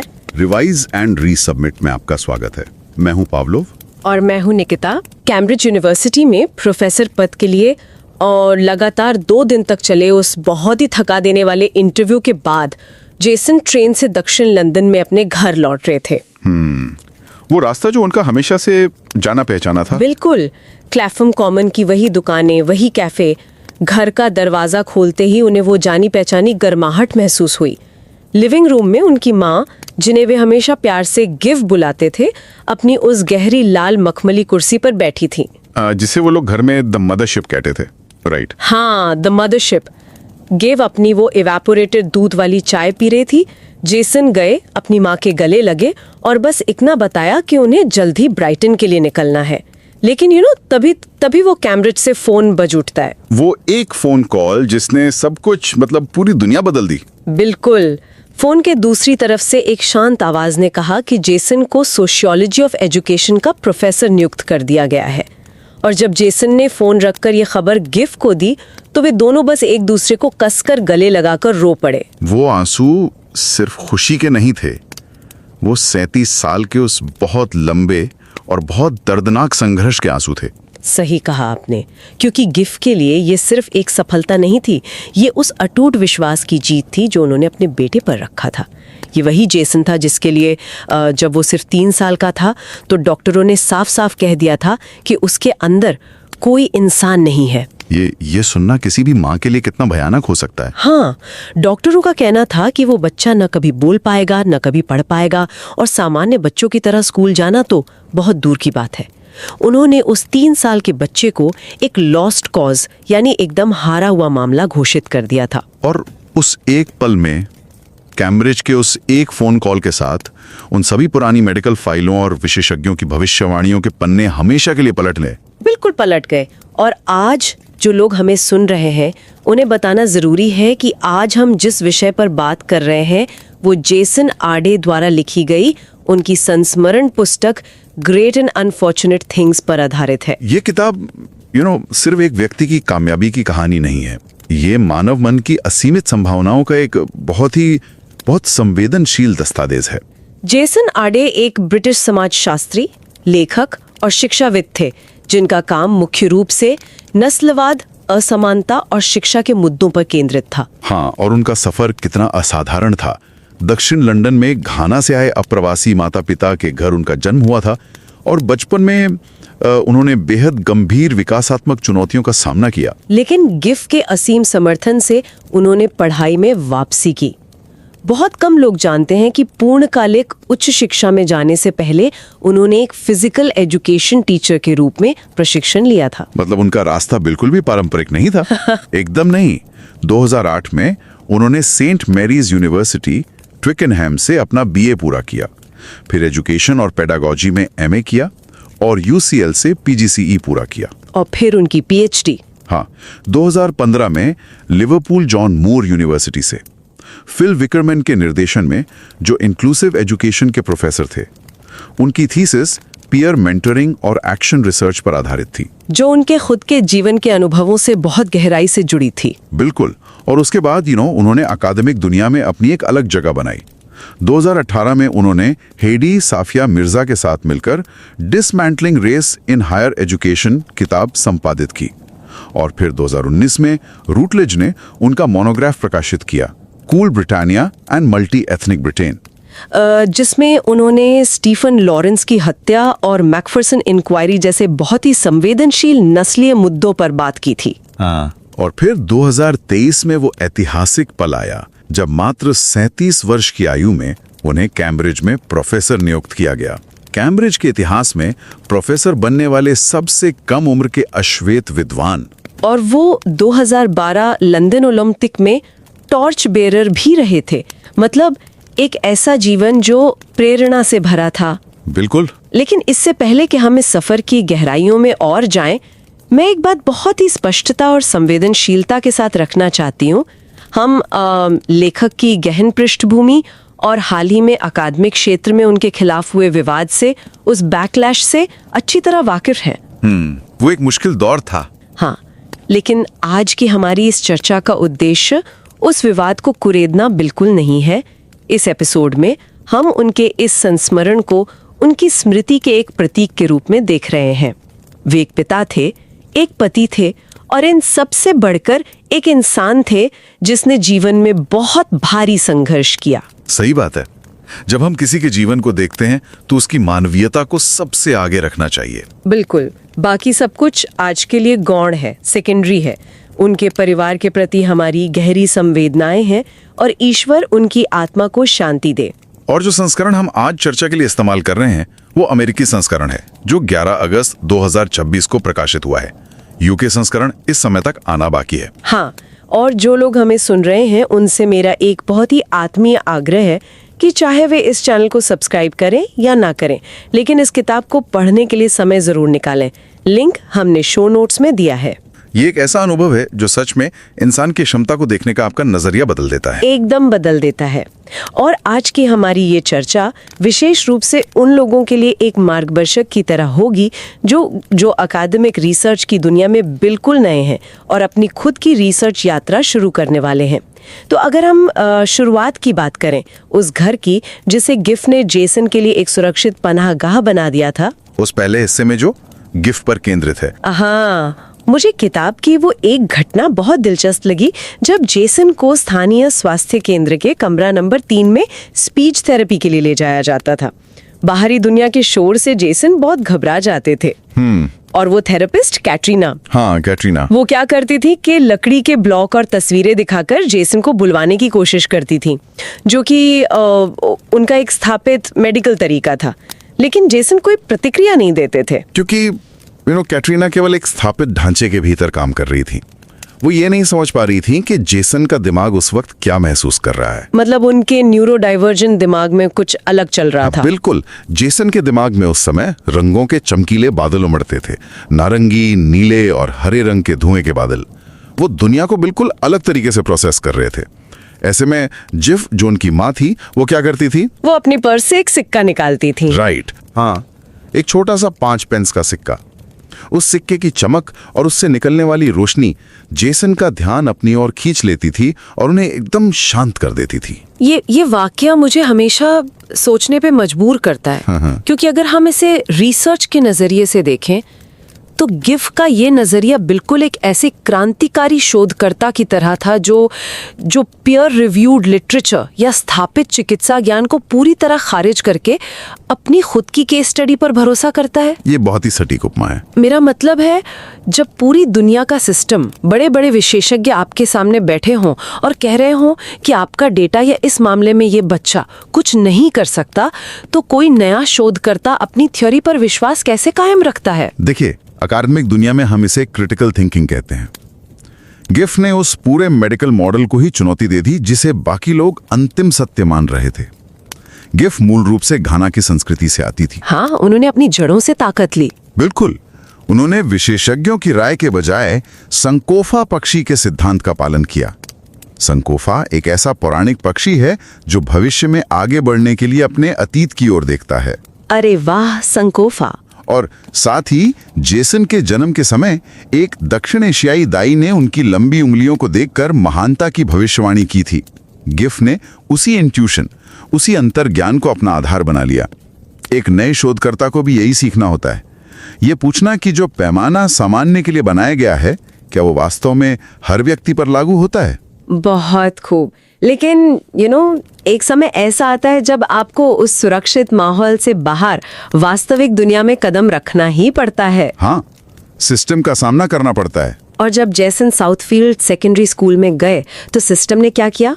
उन्हें सबसे निचले और शोर शराबे वाले बॉटम सेट क्लास में डाल दिया, जहां पढ़ना तो दूर की बात, शांति से बैठना भी नामुमकिन था। वो उनके लिए बहुत ही डरावना माहौल था। तो जब वो पारंपरिक स्कूल सिस्टम फेल हो गया तो जेसन ने दुनिया को समझने की भाषा कहाँ से खोजी?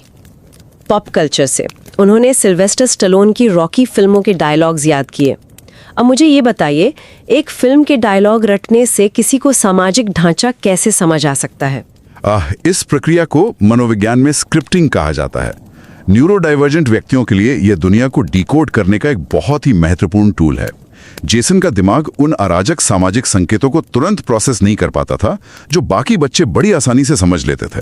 तो रॉकी ने उनकी मदद कैसे की? देखिए, रॉकी की कहानी में एक स्पष्ट संरचना थी। रॉकी भले ही तकनीकी रूप से सबसे बेहतरीन बॉक्सर नहीं था, लेकिन उसमें जीतने की एक अदम्य इच्छा शक्ति थी, विल टू विन। जेसन ने उन डायलॉग्स को अपने दिमाग में एक टेम्पलेट की तरह इस्तेमाल किया।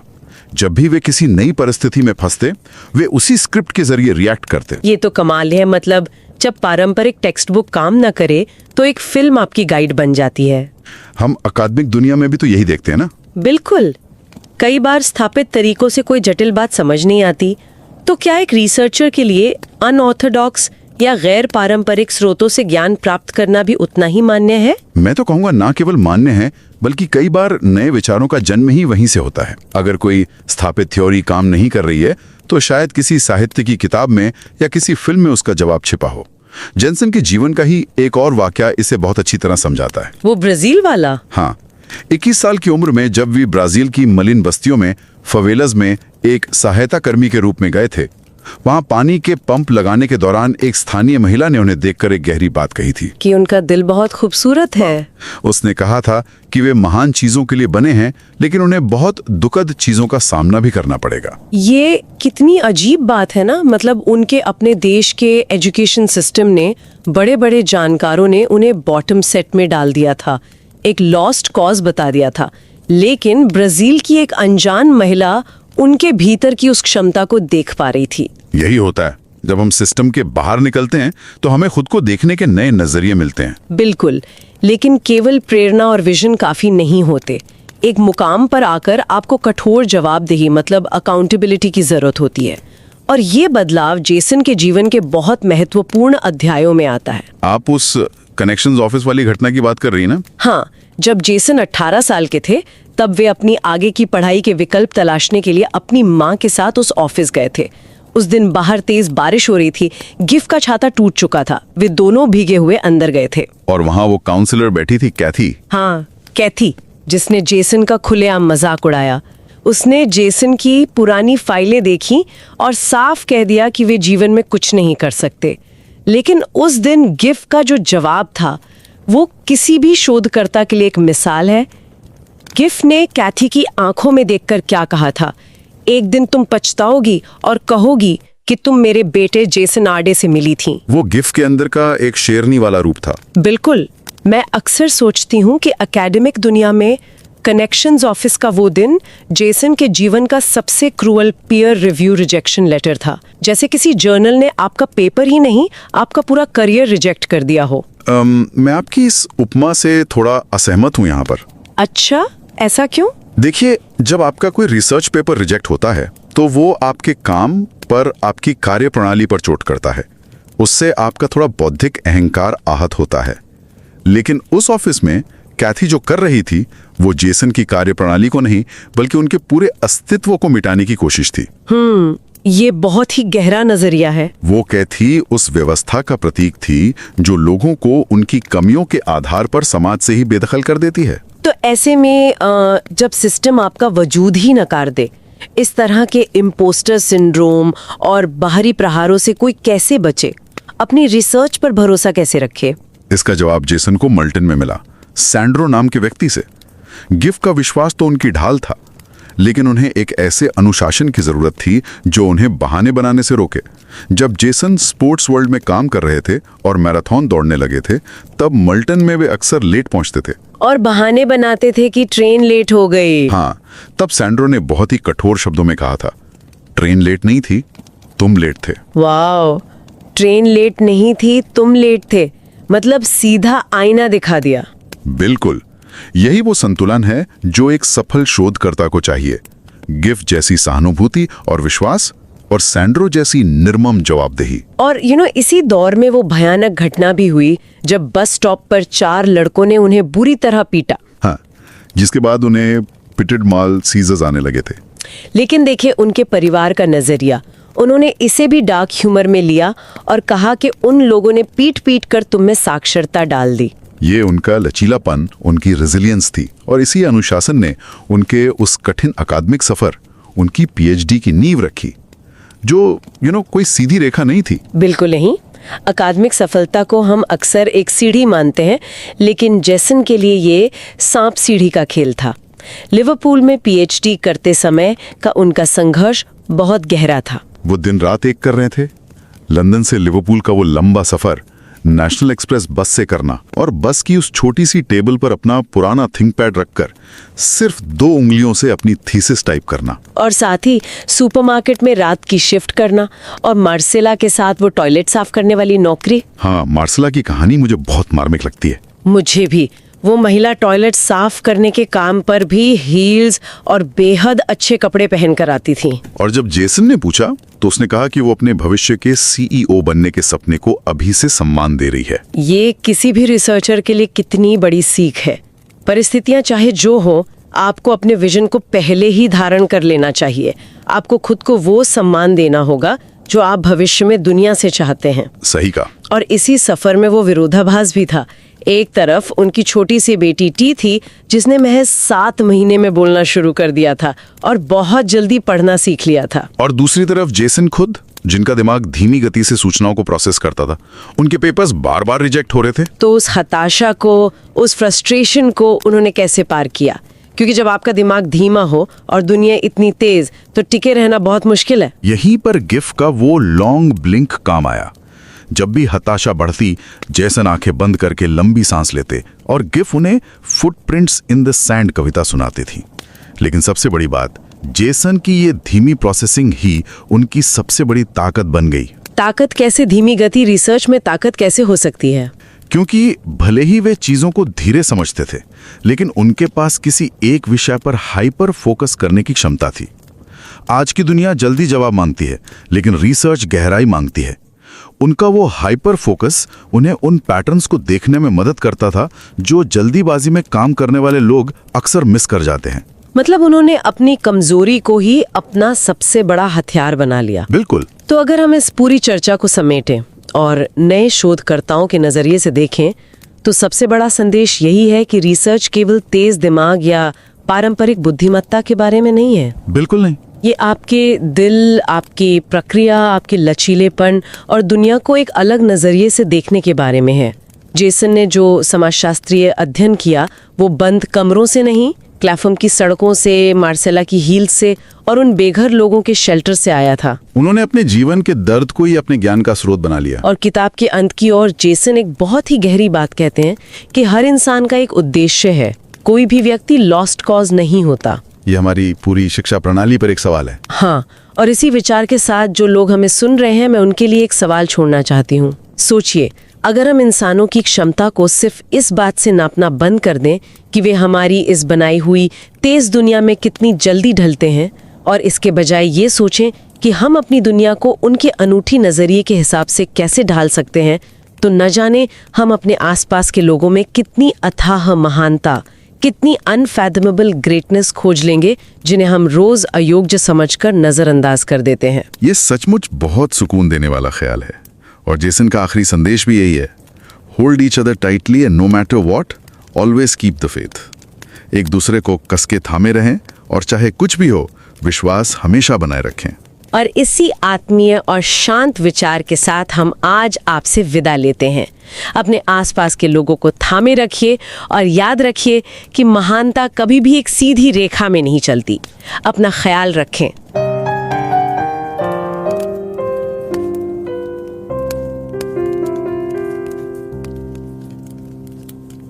Forestil dig lige engang, at du sidder på et tog. Det er sen aften. Vognen vugger sådan helt monotont, og du er på vej hjem fra Cambridge. Ja, og bag der ligger altså 2 dages fuldstændig udmattende jobsamtaler. Præcis. Til en stilling, der for de absolut fleste virker nærmest uopnåelig. Men du står af ved King's Cross.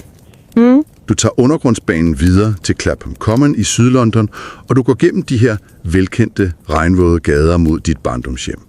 Det sted, hvor alting ligesom startede, ikke? Lige præcis. Og da du træder ind ad døren, så ser du din mor, Giff. Hun sidder lige præcis der, hvor hun altid har siddet, altså i sin faste røde velurstol.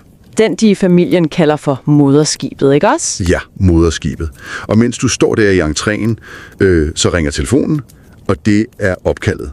Altså opkaldet, der ændrer alt. Wow. Stemmen i den anden ende tilbyder dig professoratet. Og lige det øjeblik, du lægger røret på, jamen der knækker du sammen. Du krammer din mor, hun græder ind i dine skulder, og... Det er jo årtiders ubarmhjertig kamp, der kulminerer lige der. Fuldstændig. For det her, altså, det var aldrig bare en almindelig akademisk sejr. Det er en benhård fortælling om overlevelse. Det er simpelthen sådan en intim og overvældende scene at starte en bog med. Og det sætter jo helt klart stemningen for det, vi skal tale om i dag. Nemlig? Vi kigger nemlig på erindringsbogen, der hedder Great and Unfortunate Things, som er skrevet af Jason Arday. Og for at man som lytter virkelig kan mærke vægten af det her kram mellem mor og søn, så skal vi forstå, hvem vi taler om. Ja, vi er nødt til at forstå udgangspunktet. Altså, Jason Arday var en britisk sociolog, forfatter og akademiker. Hans arbejde fokuserede primært på race, ulighed og uddannelse. Han er tødt og opvokset i Sydlondon. Forældrene var ghanesiske immigranter, og hans vej ind i den her akademiske verden startede med nogle fuldstændig monumentale udviklingsmæssige forhindringer. Udfordringer, som de færreste nogensinde overvinder. Lige præcis. Men med sin mors ukuelige støtte, jamen der indhentede han utrolig nok systemet. Han startede faktisk med at uddanne sig til idrætslærer, altså PE-teacher. Rigtigt før han overhovedet kastede alt ind på en forskerkarriere. Ja, og da han først brød igennem, der gik det stærkt. Han tog sin bachelor på St. Mary's University i 2008. Så fortsatte han med en master i pædagogik og en PGCE fra UCL. Og så i 2015 forsvarede han sin Ph.D. på Liverpool John Moores University. Og det var under professor Phil Wickermann. Ja, helt rigtigt. Og den afhandling var faktisk kimen til hans senere virke. Den handlede om peer mentoring og aktionsforskning, altså hvordan vi rent konkret støtter hinanden i læringsmiljøer. Og det resulterede jo ret hurtigt i nogle markante udgivelser. Allerede i 2018 var han medredaktør på bogen Dismantling Race in Higher Education. Ja, og året efter kom så hans monografi Cool Britannia and Multi-Ethnic Britain. Og alt det her, det førte jo frem til det opkald, vi startede ved at tale om. Nemlig, for i 2023, der blev han udnævnt til professor i uddannelsessociologi ved Cambridge University, tilknyttet Faculty of Education og Jesus College. Som blot 37-årig. Ja, prøv lige at overveje det. Den yngste sorte forsker, der nogensinde har fået professorat i Cambridges historie. Det er helt utroligt. Og oveni var han fakkelbærer ved OL i 2012, og han var en enormt dedikeret mentor for Ph.D.-studerende. Og netop fordi vi taler om et menneske, der har haft så stor indflydelse på mange, så vil vi gerne lige sænke tempoet et lille øjeblik, inden vi går videre. Ja. Vi vil gerne tale direkte til dig, der lytter med lige nu. Vi er her på kanalen fuldt ud bevidste om den ret intense forhistorie og den modvind, der i den seneste tid har været i det professionelle akademiske miljø omkring ham. Det er vigtigt at have med. Ja, det er det. Men i vores samtale i dag, der har vi altså truffet et absolut bevidst valg. Vi behandler udelukkende hans erindringsbog som et mindesmærke. Et monument over den person, han var. Præcis. En far, en ægtemand og allerførst et menneske med en helt usædvanlig livshistorie. Alt andet træder i baggrunden for os lige nu. Ja, alt andet er simpelthen sekundært i denne her kontekst. Vi sender vores allerdybeste kondolencer til hans familie, og vi håber inderligt, at han må hvile i fred. Det er smukt sagt. Og bare for god ordens skyld, så skal vi også nævne for dig derude, at vi tager udgangspunkt i den amerikanske udgave af bogen. Ja, Den, der udkom her den 11. august 2026. Lige præcis. Den britiske udgave er endnu ikke på gaden på det tidspunkt, hvor vi optager det her. Og uanset om du er fast lytter hos os, eller du måske bare lige er faldet over den her samtale, så vil jeg virkelig indtrængende opfordre dig til at læse den her bog. Ja, vi har lagt et link i vores show notes. Det har vi. For vores mål her, det er at guide dig gennem bogens stil og indhold. Og vi tænker især på dig, der måske er helt ny i den akademiske verden, og står foran at skulle starte din egen forskningsrejse. For der ligger nogle fundamentale lektioner i Ardays historie, altså om, hvordan man overlever i et komplekst forskningsmiljø. Ja, for hvis vi skal forstå det, så synes jeg faktisk, vi skal starte præcis der, hvor hans evne til at observere verden blev grundlagt. Og det absurde er jo, at det startede ikke i en eller anden stor forelæsningssal fyldt med kloge ord. Nej, det startede i total stilhed. Ja.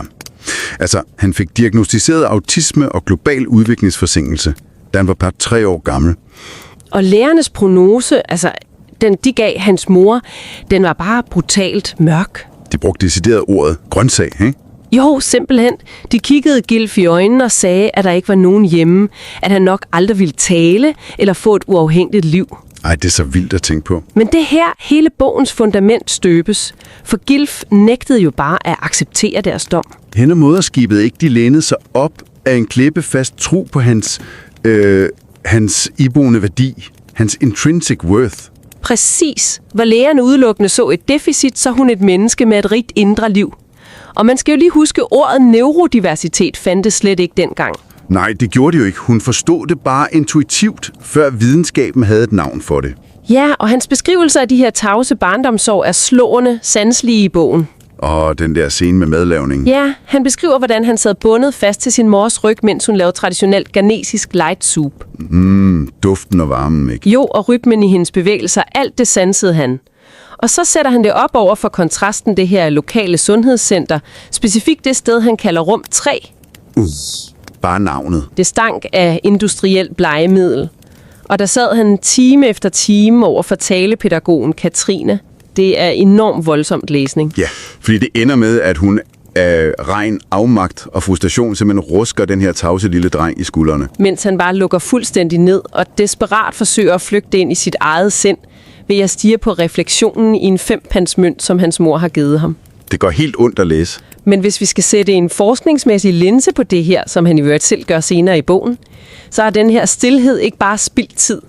Han var nonverbal i næsten 12 år. Og udefra ligner det jo en tragedie. Men han vender det på hovedet.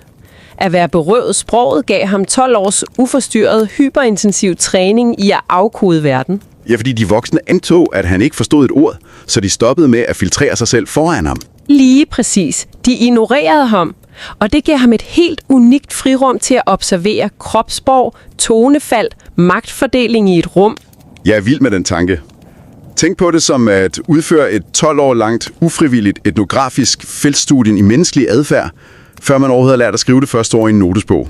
Det er en fantastisk analogi. For dig, der starter i forskningen nu, viser det jo, at observation faktisk er lige så afgørende som artikulation. Fuldstændig. Og det vender jo op og ned på, hvad vi normalt opfatter som et akademisk forspring. Ja, vi hylder altid det barn, der kan læse som 4-årig. Men her er det stilheden og isolationen, der skaber den indsigtsfulde sociolog. Men altså, hvordan går man så fra at observere i stilhed til at bryde lydmuren? Jamen, observation uden kommunikation fanger dig jo til sidst. Så han skulle finde en vej til sproget. Og det er så fascinerende, at han ikke fandt det i skolen. Skolen havde jo opgivet ham. Hvor fandt han det så? Gennem popkulturen. Specifikt gennem Rocky-filmene. Ej, det er simpelthen så fedt. Ja, gennem det her neurodivergente fænomen, der kaldes scripting, der memorerede han filmene. Han lærte replikker og intonationer udenad. Det gav ham et sprogligt stilas. Lige præcis. Men han lånte ikke kun ordene fra Sylvester Stallone, han lånte også hele underdog-fortællingen. Rockys ukuelige vilje. At man ikke behøver at være den teknisk dygtigste bokser i ringen, så længe man nægter at gå i gulvet og bare bliver stående til allersidste runde. Nemlig. Og den stamina fik han i den grad brug for. For vi springer frem til, at han er 18 år gammel, og han kan reelt set stadig ikke læse og skrive funktionelt. Nej. Og der sidder han til et møde med sin mor og en studievejleder, der hedder Kathy. Og Kathy, hun kigger bare over bordet og lukker hans papir. Og så siger hun simpelthen, at systemet ikke kan gøre mere for ham, at han aldrig vil drive det til noget.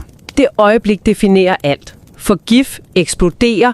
Hun pakker deres ting, ser Kathy dybt i øjnene, og så siger hun den sætning, der kom til at definere hans liv. Du vil komme til at huske min søn, Jason Arday. Præcis. Men jeg må lige stille et provokerende spørgsmål her.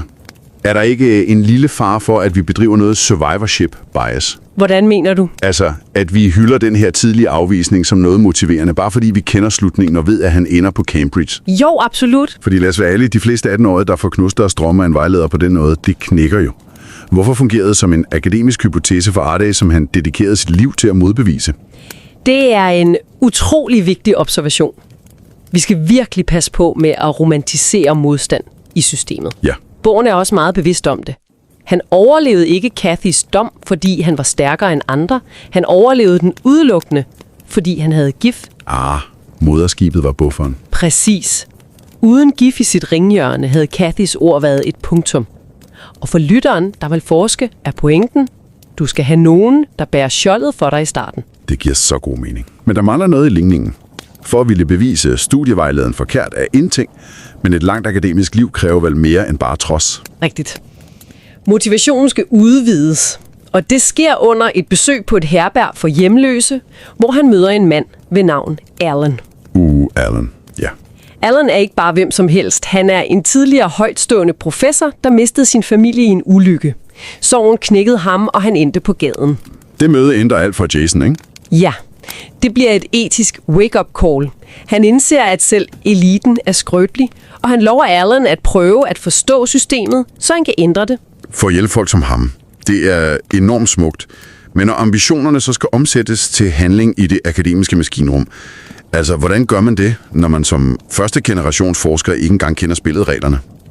Det er jo det, bogen beskriver som at mangle strukturel kapital. Kan du ikke sætte nogle ord på det for dem, der lytter og som måske kæmper med impostersyndrom? Jo, altså det handler om fraværet af det usagte. Arday havde ikke et netværk, der kendte de akademiske koder. Han har den her fantastiske scene med sin mentor, Sandro. Nå ja, ham fra Brasilien. Ja. Jason går ind til Sandro og spørger helt oprigtigt, Sandro, hvad er en Ph.D.? Og Sandro begynder jo at grine, men han griner ikke af ham, vel? Nej, tværtimod. Han griner af skønheden i det.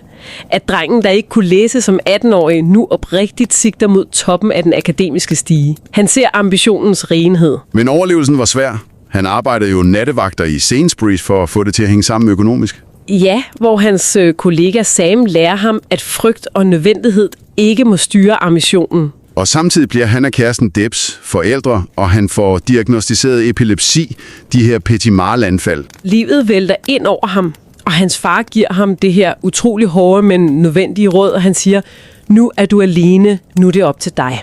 Og han taler også meget om sin neurodiversitet i den forbindelse. Han kalder sin hjerne monotropisk. Jo, og det er vigtigt. En monotropisk hjerne kan hyperfokusere dybt på et problem. Det er jo en superkraft for en forsker. Men det moderne akademiske system kræver hastighed, konstante kontekstskift, undervisning, mails, peer reviews. For Arday er det utrolig frustrerende at skulle leve op til den hastighed. de minder mig om en fantastisk analogi for bogen. Han beskriver den akademiske karrierestil som et spil slanger og stiger. Man klatrer op, men nogle gange glider man hele vejen ned i en slange. Ja, når man får brutalt afvist sine første artikler for eksempel. Lige præcis. Mange nye forskere tror, at rejsen er lineær, men Ardays historie viser, at de der fald er en fuldstændig uundgåelig del af processen. Og succesen i den akademiske verden har også en pris. Bogen cirkler tilbage til et gammelt varsel fra 2006. Forudsigelsen fra mødhjælpsarbejderen i den brasilianske favela. Ja, hun sagde til ham, at han ville opnå ekstremt store ting i sit liv. Men at det også ville bringe enorm sorg. Ikke? Jo, great and unfortunate things. Og hun fik ret. Hans ekstreme fokus på akademisk overlevelse kostede forholdet til Debs. De gik simpelthen fra hinanden. Ja, og presset førte til en hjernetumor, der krævede en stor operation. Pludselig er den succesfulde Ph.D. slået hjem til forældrene igen i midt-83'erne. Og han har mistet alt tro på sig selv på det tidspunkt. Fuldstændig. Og der må Giff træde til igen. Hun sætter sig hos ham og læser digtet Footprints in the Sand for ham for at genopleve hans mod. At man ikke gik alene, men blev båret i de sværeste tider. Lige netop. Og han rejser sig jo. Han får jobbet i Durham, og til sidst skal han til den store samtale i Cambridge. Det er der, han tager ind til Savile Row, ikke? Og får syet det der skræddersyede håndsmand-jakkesæt. Jo, og prøv at overveje symbolikken for den her unge sociolog. Han får syet Dr. Jason Arday ind i foret. Det er simpelthen rustningen, han tager på. Ja, for at kræve sin plads i et system, der udefra set aldrig nogensinde var bygget til ham. Akademisk triumf eksisterer bare sjældent uden dybe personlige ofre. Det er så sandt. Mennesket bag forskningen er lige så sårbart, som samfundet overhovedet tillader det at være. Det er en af bogens allervigtigste pointer til dig som ny forsker. Hvis vi lige skal binde trådene sammen her til sidst, hvis du sidder og lytter, og du er ved at starte din egen akademiske rejse, så er Great and Unfortunate Things jo ikke bare en poleret succesfortælling. Nej, overhovedet ikke. Det er en lektion i resiliens. Det understreger, hvor vigtigt det er at have mentorer som Sandro, der kan se gennem manglerne. Og den afgørende nødvendighed af at have en Giff i sit hjørne, når systemet svigter en. Læs bogen. Vi kan ikke anbefale den nok som et vidnesbyrd om mennesket Jason. Præcis. Og jeg vil faktisk gerne efterlade dig, der lytter med en sidste provokerende tanke at reflektere over. Lad os høre. Jamen altså, hvis de traditionelle, sådan meget firkantede målstokke for hurtighed af verbal artikulation havde fået lov at fælde den endelige dom over Jason, altså da han var 4 år. Ja, eller da han var 18 hos studievejlederen. Lige præcis. Så vil samfundet jo have medsiden af sine allermest indsigtsfulde sociologiske hjerner. Det tvinger os virkelig til at spørge os selv, hvor mange andre brillante, men markant anderledes tænkende hjerner bliver netop i dette øjeblik filtreret fra i vores uddannelsessystemer. Alene fordi de ikke passer ind i kassen? Ja, bare fordi vi kynisk forveksler langsom informationsbearbejdning med mangel på potentiale. Prøv lige at tænke lidt over det.